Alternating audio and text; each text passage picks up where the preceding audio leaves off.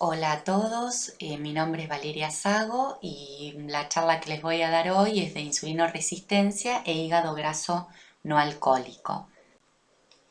Como ustedes saben, la insulina es una hormona anabólica secretada por las células betas del páncreas en respuesta a diversos estímulos, siendo la glucosa el más relevante. Su principal función es mantener la homeostasis glucémica y de otros sustratos energéticos. De esta forma, posterior a cada comida, la insulina suprime la liberación de ácidos grasos libres, mientras que favorece la síntesis de triglicéridos en el tejido adiposo, es decir, disminuye la lipólisis. Por otra parte, inhibe la producción hepática de glucosa, mientras que promueve la captación de glucosa por el tejido muscular esquelético y adiposo. Ahora sí, en un estado de insulinoresistencia, existe una perturbación entre la síntesis de insulina y su acción en los tejidos. La acción de esta hormona a nivel celular está reducida, lo que aumenta la secreción de la misma.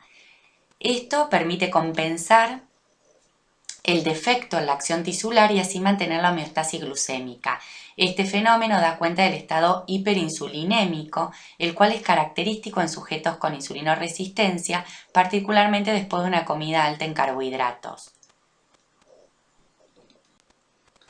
Los cambios actuales en cuanto a la alimentación y factores genéticos y ambientales a los cuales estamos expuestos han fomentado la pandemia actual de obesidad y condiciones comórbidas de la enfermedad como intolerancia a la glucosa, diabetes mellitus, síndrome metabólico, esteatosis hepática. La resistencia a la insulina es una característica común de todas estas enfermedades, las cuales conducen o determinan un mayor riesgo en enfermedad cardiovascular. Dada la elevada prevalencia de la insulinoresistencia, resulta importante el diagnóstico de la misma en estadios tempranos de la enfermedad, para una mejor evaluación del riesgo del paciente y la posibilidad de una adecuada y temprana intervención terapéutica. La resistencia a la insulina se puede determinar directamente si se evalúa la respuesta fisiológica a la acción de una infusión de insulina exógena que promueve la captación de glucosa, y de manera indirecta a través de la relación glucosa-insulina en estado de ayuno o después de haber recibido un estímulo por vía oral o intravenosa. Por lo tanto, entre las técnicas para la cuantificación de la insulina resistencia, podemos hacer una división de acuerdo si se obtienen a partir de datos basales o tras estimulación, y en el caso de estas últimas, según sea el estímulo oral o endovenoso. Dentro de las técnicas basadas en estímulos endovenosos, el clamp euglucémico constituye el gold estándar para el diagnóstico de insulinoresistencia. Se trata de una técnica muy compleja e invasiva que prácticamente no tiene aplicación clínica. Sin embargo, como permite conocer tanto la sensibilidad tisular a la insulina como la respuesta de la célula beta a la glucosa, es frecuentemente utilizada en investigación. La técnica del clamp euglucémico con insulina se basa en infundir en forma continua una concentración constante de insulina por vía endovenosa mediante una infusión variable de glucosa, y se mantiene la glucemia estable a niveles basales. En estas condiciones, la normoglucemia constante, la velocidad de infusión de glucosa endovenosa igual a la captación por todos los tejidos del cuerpo, y es por lo tanto una medida de la sensibilidad tisular a la insulina exógena. Esta técnica se refiere a cuánta glucosa hay que infundir para mantener la glucemia constante bajo esa cantidad de insulina. Es decir, a mayor cantidad de glucosa requerida, mayor insulinosensibilidad, y a la inversa. Tiene varias desventajas, es una técnica laboriosa, de elevado costo en cuanto a equipamiento, incómodo para el paciente, dura por lo menos 2 horas y no siempre se logra la inhibición de la producción de glucosa hepática y no se toma en cuenta la glucoutilización por parte de cerebro y eritrocitos. El estado estable de glucemia en plasma o prueba de supresión de insulina es un método similar al anterior. En este caso se infunde por vía endovenosa una concentración constante y fija de glucosa, insulina y somatostatina, esta última para inhibir la secreción endógena de insulina. Una vez alcanzado el estado estable en el cual ya no varían las cifras de glucemia, se toma dicho valor como resultado de la prueba. A mayor insulinoresistencia, más altos serán los valores de glucosa, reflejando la dificultad del organismo para depositar eficientemente la glucosa en los tejidos. es un método bastante exacto para medir insulinosensibilidad. Sin embargo, posee la desventaja de que no se inhibe la producción hepática de glucosa y que los grandes volúmenes a infundir hacen que esta prueba esté contraindicada en pacientes con insuficiencia cardíaca. El test de tolerancia a la glucosa intravenosa con muestreo frecuente modificado está basado en el modelo mínimo de Bergman y colaboradores. Es una prueba usada con fines de investigación para evaluar tanto la secreción de insulina como la sensibilidad a esta. Es una prueba laboriosa que considera la extracción de muestras de sangre venosa en al menos 30 ocasiones en un promedio durante un periodo de 3 horas, además de la infusión endovenosa de glucosa y de insulina en dosis estandarizadas. En cada muestra se dosan la glucosa y la insulina y los datos se analizan mediante un programa computacional para calcular respuesta insulínica de primera fase, sensibilidad a la insulina, eficiencia de la glucosa e índice de disposición de la glucosa. Este modelo mínimo de Bergman es bastante exacto, tiene baja variabilidad entre individuos y buena correlación con el clan glucémico. Como desventajas se puede mencionar el alto número de determinaciones, la duración de la prueba y que requiere de una reserva pancreática estimulable. Dentro de las técnicas basadas en estímulos orales, tenemos la insulinemia en la prueba de tolerancia oral a la glucosa. ¿Sí? Este es el método más utilizado en estudios epidemiológicos. Es una práctica de fácil realización y orientadora del diagnóstico. ¿Sí? Se determina la insulinemia a los 120 minutos post sobrecarga oral de glucosa o bien el área bajo la curva reflejando su secreción integrada. Es de fácil realización, como dijimos, orientadora de diagnóstico, pero la desventaja que tiene es que no puede realizarse en diabéticos, ¿sí? O en pacientes con intolerancia a la glucosa, porque estos pacientes suelen tener un déficit secretor. Debido a la naturaleza altamente invasiva y que consume mucho tiempo, el uso de las técnicas basadas sobre todo en estímulos endovenosos en la práctica clínica es significativamente limitada. El método más común de diagnóstico de insulinoresistencia desde el laboratorio se basa en la medición de las concentraciones de glucosa e insulina en sangre. Las anomalías detectadas en estos parámetros pueden ser el primer signo de deterioro de la homeostasis metabólica y una indicación para el diagnóstico más detallado, es decir, la realización de pruebas adicionales y el cálculo de índices indirectos de resistencia a la insulina. Estos índices que se utilizan hoy en día evalúan no solo la resistencia celular a la insulina, sino también la función y la sensibilidad a la insulina de las células betas pancreáticas. Debido a la simplicidad en la realización y el cálculo, uno de los índices más utilizados en la práctica clínica es el índice insulina-glucosa en ayuna. Sin embargo, este índice no puede aplicarse en pacientes con anormalidades de secreción endógena de insulina. Otro índice muy conocido es el OMA. Es un modelo matemático originalmente desarrollado por Matthew y colaboradores en 1985. Se usa para evaluar insulinoresistencia, sensibilidad y función de las células beta. Se calcula sobre la base de las concentraciones de glucosa e insulina o péptido C en ayunas. La relación de glucosa en ayunas con la insulina refleja el equilibrio entre la producción de glucosa hepática y secreción de insulina mantenida por el circuito de retroalimentación entre hígado y las células betas pancreáticas.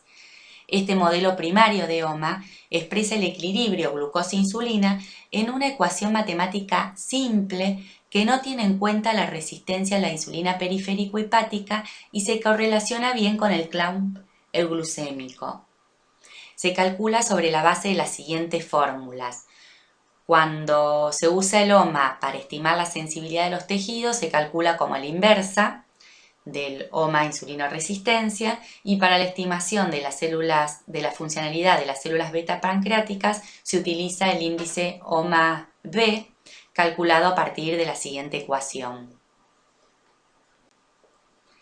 El OMA 2 es una actualización y adaptación del OMA original y establece una relación no lineal entre glucosa e insulina que se ajusta mejor a la realidad fisiológica.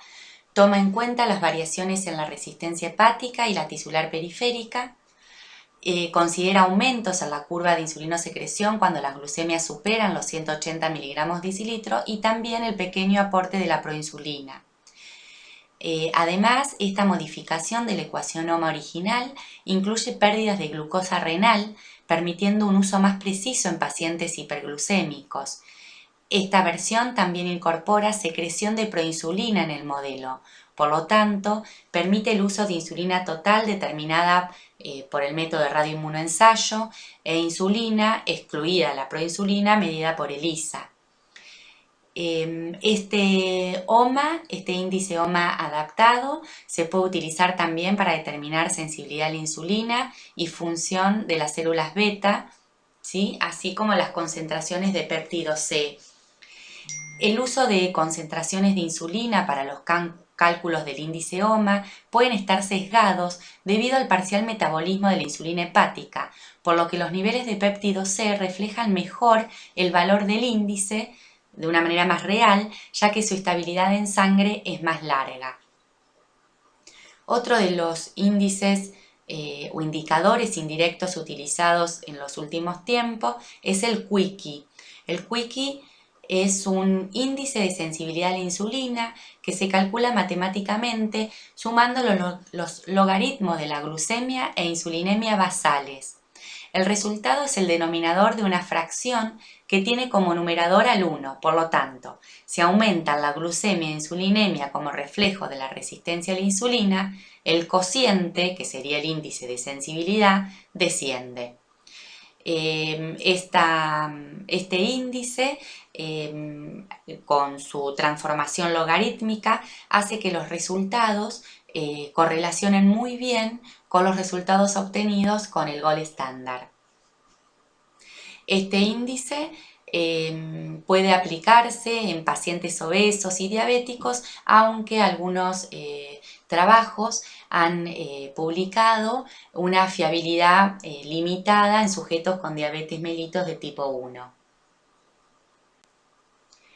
Otro de los índices indirectos que se utiliza mucho junto con el QICI es el índice Matsuda o índice de sensibilidad insulínica. Este índice evalúa sensibilidad a la insulina total a partir de determinaciones de glucosa e insulina en ayunas y luego de una ingestión de 75 gramos de glucosa durante una prueba de tolerancia oral a la glucosa. Diferentes estudios epidemiológicos han mostrado una muy buena correlación con los resultados del gol estándar.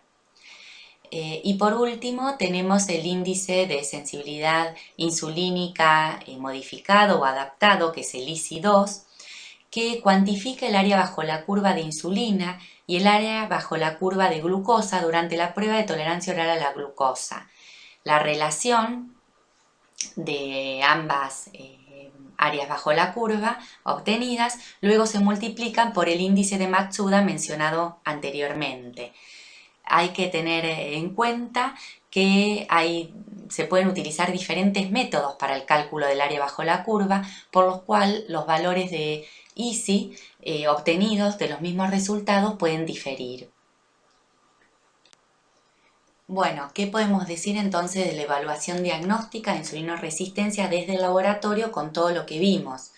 Los métodos basados en mediciones de glucosa e insulina, tanto en ayunas como durante la prueba de tolerancia oral a la glucosa, son los más utilizados en la práctica clínica de rutina. Sin embargo, debido a la inevitable variabilidad biológica y analítica de la glucosa, pero en particular de las determinaciones de insulina, los indicadores basados en glucosa repetida y mediciones de insulina obtenidas durante la prueba de tolerancia oral a la glucosa pueden dar una estimación más precisa de la insulinoresistencia y la eficiencia de las células betas que las calculadas solo en ayunas. Como vimos, existen varios índices para la evaluación de insulinoresistencia cuando el método gol estándar no puede realizarse o no es recomendado en el paciente. ¿Sí? Vimos que existen varios de estos índices y no existe un una recomendación universal de cuál es el mejor o cuál hay que usar, porque son diferentes y todos tienen ventajas y desventajas. Es por eso que se recomienda el cálculo de al menos 2 o más indicadores para el mismo paciente para aumentar la utilidad clínica. Es decir, la información obtenida va a permitir de esta manera determinar el tipo dominante de resistencia a la insulina, su principal mecanismo y los tejidos afectados. Central, por ejemplo, el OMA2 y el Quickie, periférico Matsuda o el rendimiento de la célula beta si usamos un IC2. En el seguimiento del desarrollo de la insulinoresistencia y en la evaluación de la efectividad de las intervenciones terapéuticas, es importante calcular indicadores determinados con al menos los mismos métodos analíticos y preferiblemente los mismos sistemas de laboratorio. Esto se debe a la estandarización todavía insuficiente de las determinaciones de la insulina y la sensibilidad de los métodos inmunoquímicos para los factores de confusión. Por eso es importante, porque en consecuencia va a haber una diferencia significativa entre los laboratorios en las determinaciones de estos parámetros. De todos los índices que mencionamos, si bien el OMA es el más utilizado, los modelos matemáticos que describimos para calcular los indicadores presentan una mejor correlación con los resultados obtenidos con el Gold Standard. Por lo tanto, se recomienda utilizar indicadores modificados como el OMA2 y el Quickie. ¿Y qué valores de corte o de referencia se usan para estos indicadores? Bueno, hay que tener en cuenta que los valores de estos índices establecidos para IR varían según la edad, el sexo, la población y los grupos étnicos. Por lo tanto, para mejorar el proceso diagnóstico de insulinoresistencia, se deben realizar todavía aún más estudios poblacionales y determinar los intervalos de referencia y valores de corte para insulinoresistencia, sensibilidad a la insulina y función de las células betas pancreáticas, considerando las variables mencionadas. Y además, resulta indispensable la estandarización de los métodos de laboratorio para la medición de la insulina.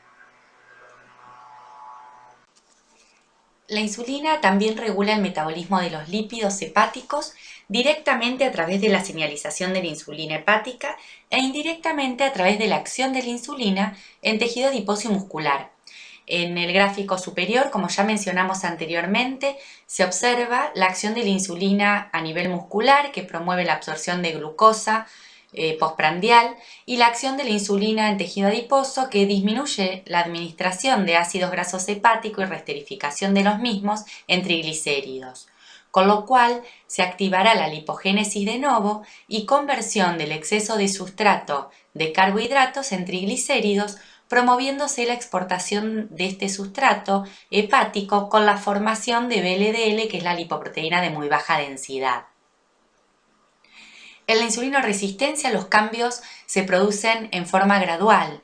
Lo primero que se observa como respuesta a un estado de hiperinsulinemia e hiperglucemia es una activación en la lipogénesis de novo hepática, resultando en una mayor síntesis y secreción de VLDL. En el último gráfico observamos ya una insulinoresistencia en todos los tejidos, hígado, músculo y tejido adiposo, ¿sí? Una alteración de la señalización en todos los tejidos que dependen de ella, y se ve que la tasa de lipólisis del tejido adiposo se incrementa, lo que resulta en una mayor entrega de ácidos grasos al hígado y favorece el aumento de la esterificación hepática de estos ácidos grasos y la formación de triglicéridos. Aumenta, por lo tanto, aún más la síntesis y secreción de partículas de VLDL. Entonces, por un lado, en la insulinoresistencia se ve este aumento en la secreción de VLDL, pero concomitantemente se favorece el depósito de triglicéridos, llevando a la progresión de esteatosis hepática. Estos dos mecanismos, que en un principio se creían que eran que si había sobreproducción hepática de VLDL no existía esteatosis, desde hace ya varios años está bien documentado y hay evidencia de que ocurren en forma simultánea y concomitante. Entonces, los estados de insulinoresistencia se acompañan con una dislipemia característica. En este caso, las dislipemias no solo está dada por una alteración en la concentración de las lipoproteínas, sino también en la calidad de las mismas, lo cual le otorga un mayor potencial aterogénico. Principalmente dos factores están involucrados en esta dislipemia: la insulina y los ácidos grasos libres. Acá vemos más detalladamente la acción de la insulina sobre el tejido adiposo. La insulina estimula la síntesis de la enzima lipoproteína lipasa unida al endotelio capilar del tejido adiposo a nivel de la transcripción y de otras enzimas como el ácido graso sintetasa y la captación de glucosa por este tejido. Al activar a la lipoproteína lipasa, este hidroliza los triglicéridos contenidos en los kilomicrones y las VLDLs, liberando ácidos grasos que entran al tejido adiposo y se reesterifican formando triglicéridos para su almacenamiento. También inhibe a la lipasa hormonosensible, que es la lipasa que se encuentra dentro del adipocito y se encarga del almacenamiento. Por lo tanto, la insulina en condiciones fisiológicas tiene una acción lipogénica y antilipolítica. En los estados de insulinoresistencia se pierde la inhibición de la lipasa hormonosensible, que estará más activa, y el estímulo sobre la lipoproteína lipasa, la cual disminuye su actividad. De manera que existe una mayor hidrólisis de triglicéridos almacenados en el adipocito, con mayor liberación de ácidos grasos hacia circulación y un mayor flujo hacia otros tejidos como el hígado. En la hiperinsulinemia que acompaña los estados de insulinoresistencia, también aumenta la síntesis de ApoB100 y de triglicéridos a nivel hepático, favoreciéndose la síntesis y secreción de VLDL típicas. Pero cuando la síntesis de triglicéridos supera a la síntesis de ApoB, salen VLDLs atípicas, más grandes y sobreenriquecidas en triglicéridos. Por lo tanto, la hipertrigliceridemia es un reflejo del estado de insulinoresistencia. Estas VLDLs grandes y sobreenriquecidas en triglicéridos constituyen un buen sustrato para la acción de la lipoproteína lipasa, la cual va a hidrolizar sus triglicéridos generando remanentes más pequeños como son las IDL, sobre las cuales actúa otra enzima que es la lipasa hepática, generando un remanente más pequeño y enriquecido en colesterol, que es la lipoproteína aterogénica por excelencia, que es la LDL típica que todos conocemos, las cuales serán captados por sus receptores específicos en tejidos extrahepáticos. El aumento de esta VLDL modificada, grande y sobreenriquecida en triglicéridos, acompañado con una disminución en la actividad de la lipoproteína lipasa, además de un menor número de receptores de LDL, porque la insulina también estimula su síntesis, todo esto en su conjunto lleva a un aumento de lipoproteínas remanentes en circulación que es característico de los estados de insulinoresistencia. Ahora bien, esta VLDL grande sobreenriquecida en triglicéridos es aterogénica. En un principio se creía que este tipo de partículas, debido a su tamaño, no era aterogénica porque no era capaz de atravesar al subendotelio y contribuir a la placa de ateroma.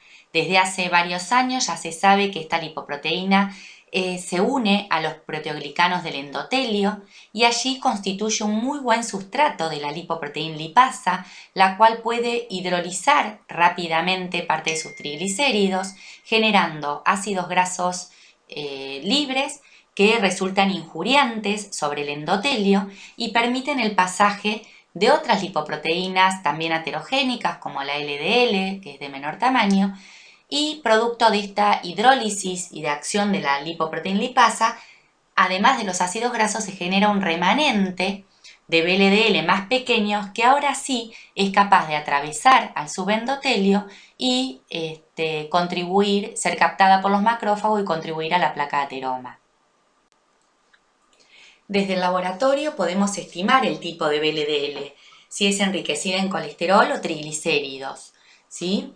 Primero tenemos que calcular el colesterol de VLDL a partir del colesterol total y los datos de colesterol LDL y HDL medidos, y despreciamos el colesterol DDL si se supone que no hay ninguna patología que indique su aumento, y por diferencia entre estos calculamos el colesterol de VLDL.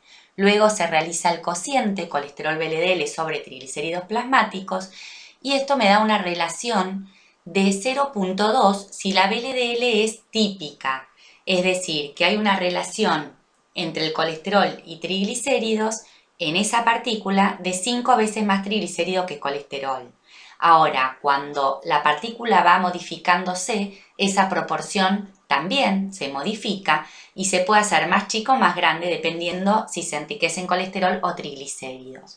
Por lo tanto, un cociente menor a 0.17 nos estaría indicando VLDL sobreenriquecidas en triglicéridos de mayor tamaño que, como mencionamos, tienen un mayor impacto aterogénico.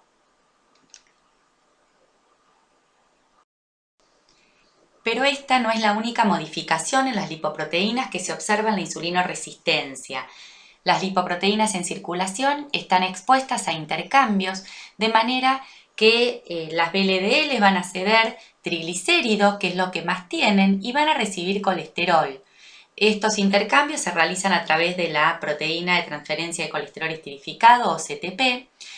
Estas lipoproteínas, tanto LDL como HDL, que se sobrecargan en triglicéridos, también van a ser lipoproteínas modificadas que no van a ser bien reconocidas por sus receptores específicos y constituyen un buen sustrato para la lipasa hepática que va a hidrolizar sus triglicéridos, generando partículas remanentes más pequeñas, como la LDL pequeña y densa en el primer caso, y partículas de HDL también de menor tamaño. La actividad de lipasa hepática, recordemos que está sujeto a control hormonal, es inhibida por estrógenos y estimulada por insulina y andrógenos. En la insulinoresistencia la actividad de esta enzima está aumentada, por lo tanto se ve favorecida la formación de partículas pequeñas y densas. Por lo tanto, a mayor VLDL, mayor cantidad, síntesis, producción de VLDL grandes y sobreenriquecidas en triglicéridos, mayor va a ser la síntesis de estas partículas de LDL pequeñas y densas de alto impacto aterogénico. Estas modificaciones se observan aún cuando las hipertrigliceridemias son moderadas. No es necesario en una hipertrigliceridemia marcada. En las partículas de LDL pequeñas y densas, la molécula de ApoB, que forma parte de la misma, se ubica de tal manera que le confiere una mayor afinidad de unión a los proteoglicanos de la pared arterial, con lo cual se ve favorecido su pasaje y retención en la misma. Estas partículas también presentan una mayor oxidabilidad, tienen una fuerte asociación con la hipertrigliceridemia, como mencionamos en la diapositiva anterior, y puede ser utilizado como un marcador, un fuerte marcador de insulinoresistencia.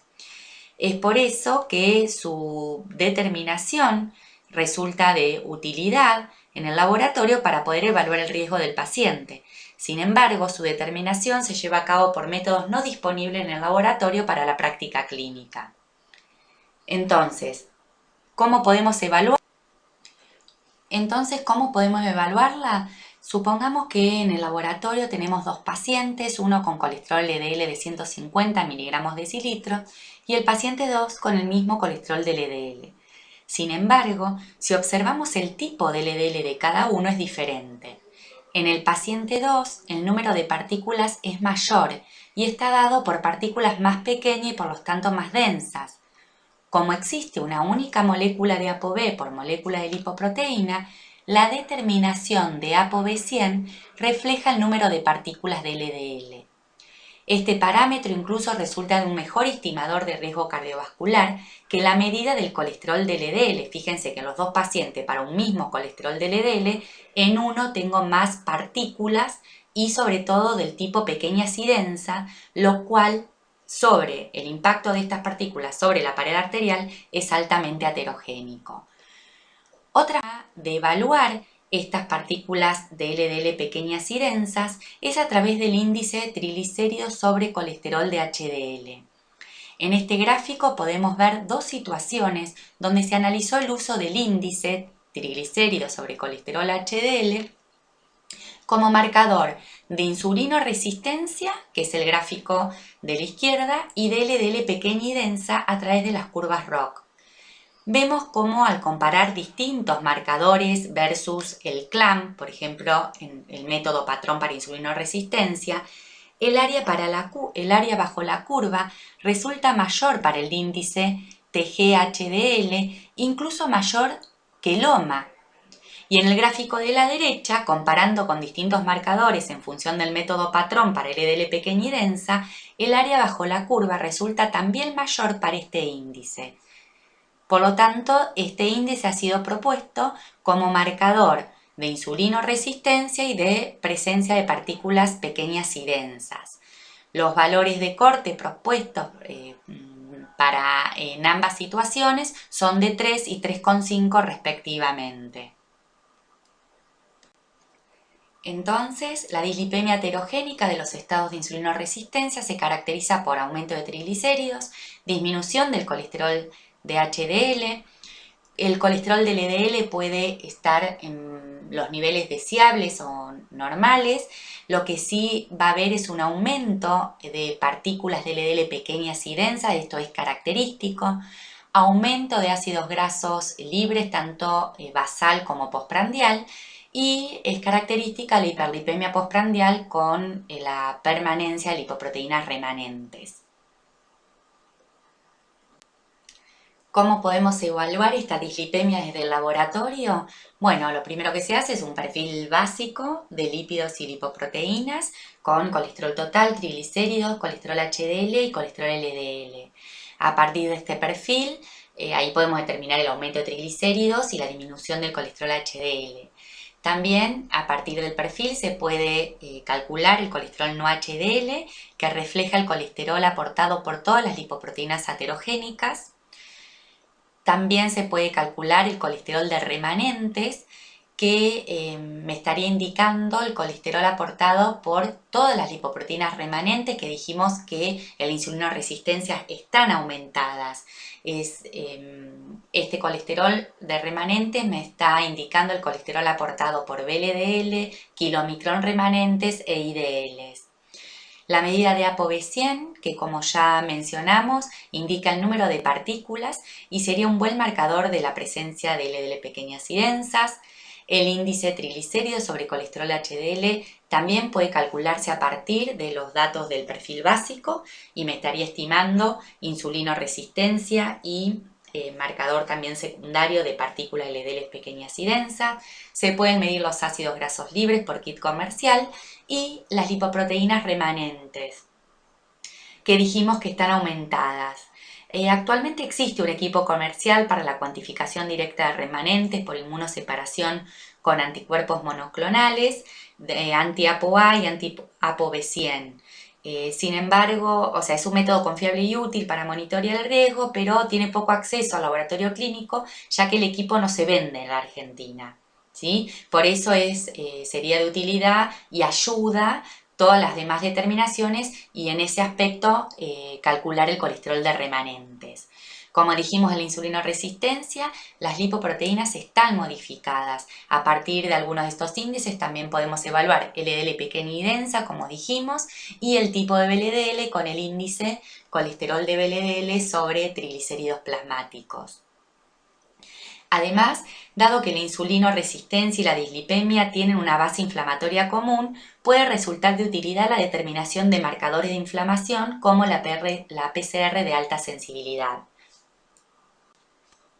Bien, dijimos que los estados de insulinoresistencia entonces llevan a una mayor síntesis de triglicéridos hepáticos, con lo cual se ve favorecida la síntesis y secreción de VLDL con todo su camino catabólico y la dislipemia la cual lo acompaña, que ya describimos, pero que también mencionamos que en esta situación se acompaña de un depósito concomitante de grasa a nivel hepático. La enfermedad del hígado graso no alcohólico es actualmente una de las principales causas de enfermedad hepática crónica y de la mano de la epidemia de obesidad a nivel mundial, se espera que prontamente se posicione como la primera causa de necesidad de trasplante hepático. Se la define como la presencia de esteatosis, ya sea por imágenes o histología, en ausencia de otras causas de enfermedad hepática crónica y otras causas de esteatosis, como consumo de alcohol significativo, uso prolongado de medicación esteatogénica o desórdenes monogénicos hereditarios. Por lo tanto, el diagnóstico del hígado graso no alcohólico es de exclusión. En su forma simple es la alteración hepática más común, entre el 20 y el 30% de la población general tiene hígado graso no alcohólico. Para que se den una idea, por ejemplo, la hepatitis C, el 3% de la población la tiene. Se considera la expresión hepática, el síndrome metabólico y de los estados de insulinoresistencia, como mencionamos, o sea, no quedan dudas que la insulinoresistencia participa en la patogenia de esta enfermedad. Ahora, ¿quién da origen a quién? Es un tema que todavía está en debate. La prevalencia de esta enfermedad ha aumentado a la par con la obesidad. Puede cursar en forma asintomática o sin manifestación clínica en la mayoría de los casos y a veces se detecta por una eventualidad, cuando uno se va a hacer una imagen por alguna otra cuestión o por un análisis de laboratorio en donde salta un aumento de transaminasas. Sin embargo, este aumento de las enzimas no supera 5 veces su valor máximo y como entre el 40 y el 50% de los pacientes con esteatosis presentan transaminasas normales, no suele usarse este parámetro como un marcador de la enfermedad, no es de utilidad. La presencia de hígado graso no alcohólico constituye un riesgo cardiovascular independiente, fuente de inflamación crónica y lipoproteínas alteradas. Es por eso, o de ahí radica también, la importancia de su diagnóstico. La enfermedad del hígado graso no alcohólico, o NAFLD por sus siglas en inglés, comprende un espectro de patologías que van desde la esteatosis simple, una entidad relativamente benigna, hasta la esteatohepatitis no alcohólica, considerada la cara más agresiva de este espectro, que se acompaña de inflamación y daño en los hepatocitos, histológicamente similar a la alcohólica, con riesgo de fibrosis hepática progresiva, cirrosis y todas sus complicaciones, entre ellas el hepatocarcinoma. La diferenciación de estas dos entidades es histológica. El pronóstico para la esteatosis simple es muy bueno, por eso la distinción entre esteatosis simple, NAFLD, y NASH, o esteatohepatitis no alcohólica, es importante porque el pronóstico y el manejo es diferente. Numerosos estudios han demostrado que en obesidad, diabetes tipo 2 y estadios de insulinoresistencia, la prevalencia de hígado graso no alcohólico es del 70 al 90%. Para establecer el diagnóstico de hígado graso no alcohólico es necesario confirmar la presencia de esteatosis hepática en el contexto de un paciente sin consumo de alcohol significativo y sin otras causas alternativas de esteatosis hepática, enfermedad hepática aguda o crónica. La visualización de grasa mediante imágenes es suficiente para evaluar la presencia de esteatosis hepática en la práctica clínica. El método no invasivo de elección es la ecografía hepática, con una sensibilidad y especificidad elevadas en pacientes con más de un 20% de los hepatocitos afectados, si bien su sensibilidad es subóptima en pacientes con menor grado de esteatosis. Otros métodos más sensibles para el diagnóstico del hígado graso no alcohólico son la atenuación del parámetro controlado, en sus siglas CAP, y la espectroscopía por resonancia magnética nuclear. Sin embargo, estas dos técnicas no son recomendadas como primera opción debido a su disponibilidad limitada y elevado costo. Bueno, como dijimos anteriormente, para establecer el pronóstico de la enfermedad es clave determinar la presencia de esteatohepatitis no alcohólica y estimar el grado de fibrosis. El método de elección, gold estándar para definir ambos aspectos, el diagnóstico diferencial de esteatosis y esteatohepatitis no alcohólica y el grado de fibrosis, es la biopsia hepática. Al tratarse de un procedimiento diagnóstico costoso, invasivo y susceptible a errores de muestreo, se han desarrollado numerosas pruebas y scores no invasivos para su uso en el hígado graso no alcohólico que pueden dividirse según su objetivo. Dentro de ellos tenemos los que estiman esteatohepatitis y los marcadores de fibrosis. Entre los scores que estiman esteatohepatitis existen varios marcadores biológicos estudiados, de los cuales los fragmentos de citoqueratina 18 tienen una sensibilidad del 66% y una especificidad del 82% para el diagnóstico de la enfermedad del hígado graso no alcohólico.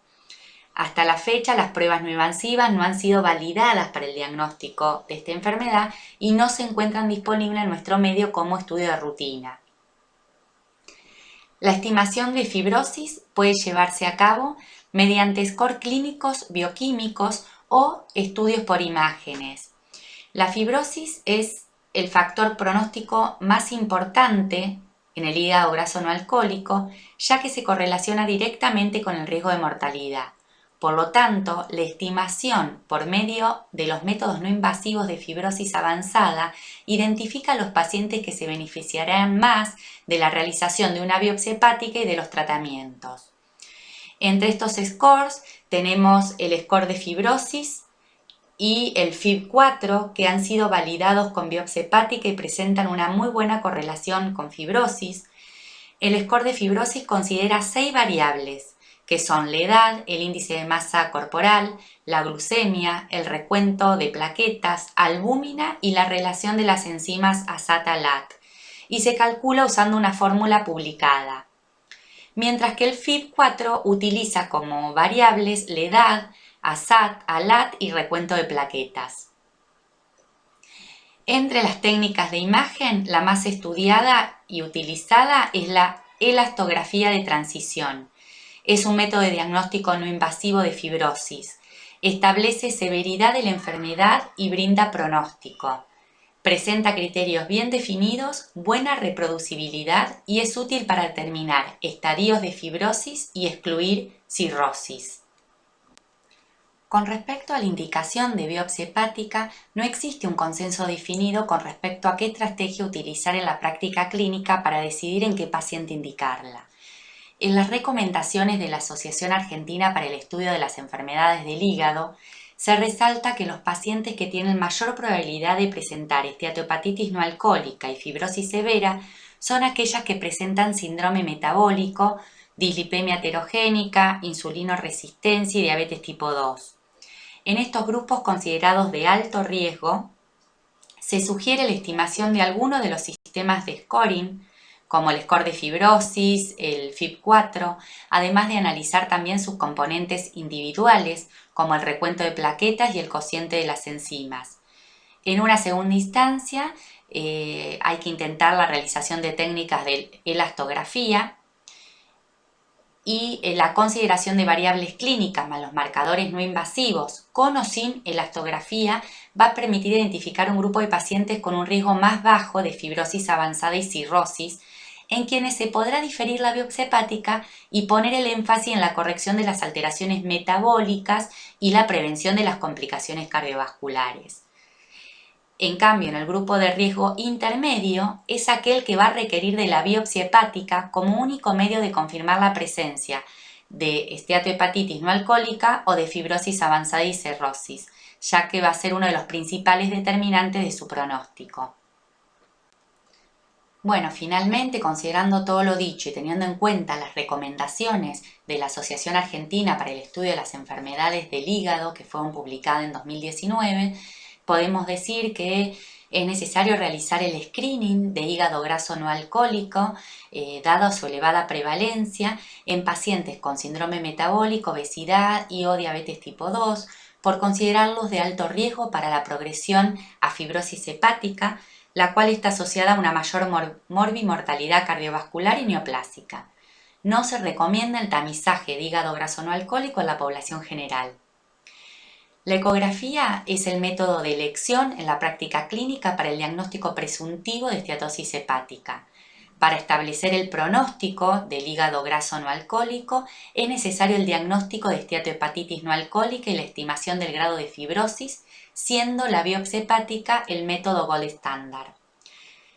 El médico de atención primaria debe conocer que existen marcadores clínicos de fibrosis hepáticas que pueden ser utilizados en la valoración inicial del paciente de alto riesgo. La combinación de las pruebas de FID-4 y el score de fibrosis con los métodos elastográficos pueden conferir una precisión diagnóstica adicional en la evaluación no invasiva de las fibrosis hepáticas en pacientes con hígado graso no alcohólico.